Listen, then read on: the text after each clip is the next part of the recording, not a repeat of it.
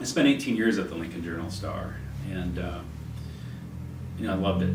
I started there at the sort of the end of the heyday of journalism. Somebody I had gotten to know at the Journal-Star while a reporter, a man named Lance Morgan, who runs a Native American for-profit corporation for the Winnebago tribe of Nebraska.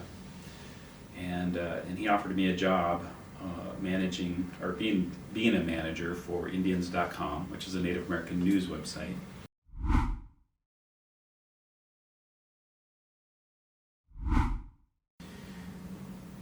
I think one of the most effective ways that we can ensure that we describe specific communities accurately and warmly is to agree upon a specific style to refer to those communities as. First of all, we decided to refer to Native people as their specific tribe. If we're interviewing somebody who's Native, we didn't just say this person's Native. We said this person's of the Rosebud Lakota tribe, or this one's of the Cherokee Nation. These kinds of things. If we're referring to the group, though, we would say capital N Native, and that was our choice.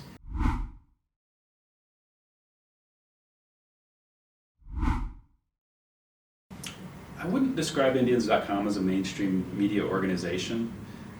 When I think of mainstream media organization, I think of a news source that the mainstream society has agreed upon as a purveyor of a particular community's experience.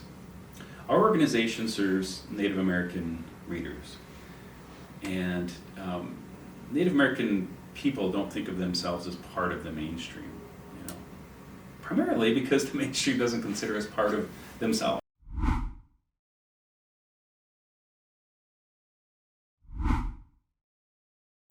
Currently there are 4 employees of Indians.com. There's the editor, there's me, the managing editor, and we have 2 content editors as well.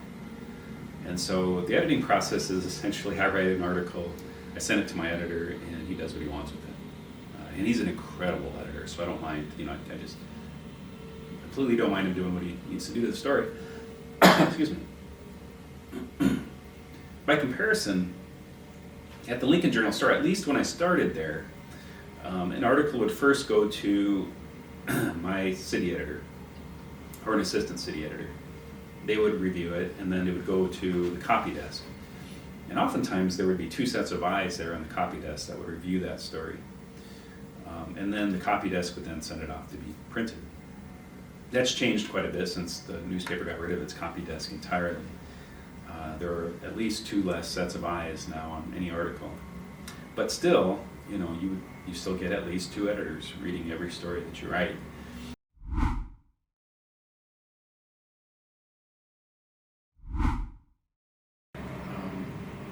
As far as race goes, at Indians.com, we don't usually refer to the AP style book when it comes to covering Native American people. When it comes to covering other minorities or ethnicities, we do refer to the AP style book. Having been misrepresented for so long, having had non-Native people decide how we're referred to, and having often very little input into that, we don't want to give other people the same experience.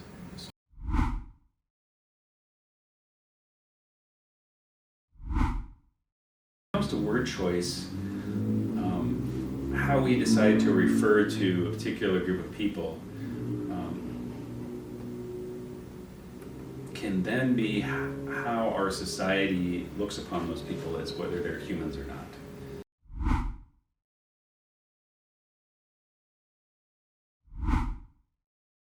At Indians.com, one of the things that I noticed right away was that my editor, I think in the very first article I wrote, changed all of my references to tribal member to tribal citizen. And in fact, he even took it a step further. If I would refer to somebody as, say, a Rosebud Sioux tribal member, he would change that to, say, Mike Miller, comma, a citizen of the Rosebud Sioux tribe, comma.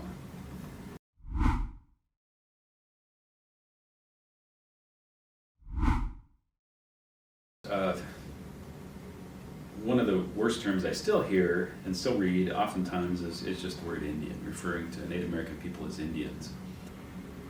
There are a lot of other terms, of course, that I really hate seeing in mainstream media. Powwow when we're referring to a meeting.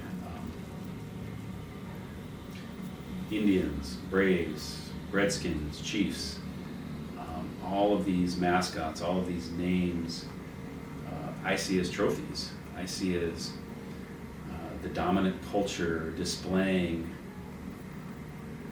for everybody to see that we have subjugated this group of people, and now we get to do what we want with them. We get to do what we want with their image. We get to do what we want with their names. We're not going to call them what they want to be called. We're going to call them what we want to call them.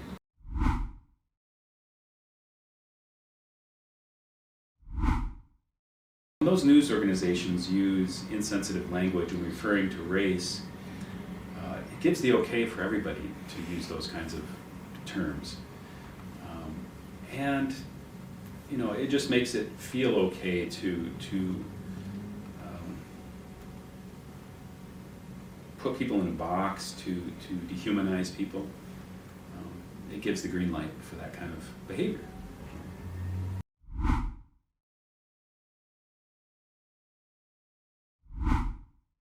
There are very few greater things that we get to do as journalists than try to interpret another person's experience and accomplishments in an article. And we have to understand how important that responsibility is. And we have to do everything we can to write these articles accurately, warmly, and employing all of our talents to do so. We have to tackle issues of race, and when we don't do that, that's when people stop realizing or recognizing, the people around them who don't look the same as they do, who don't talk the same as they do, who don't live the same as they do, as their neighbors, as people who could be their friends, as people going through a similar experience as them, as people who just want to create a better life for their children. We as journalists have to be willing to talk about these things and write about these things in order to sensitize each other to each other.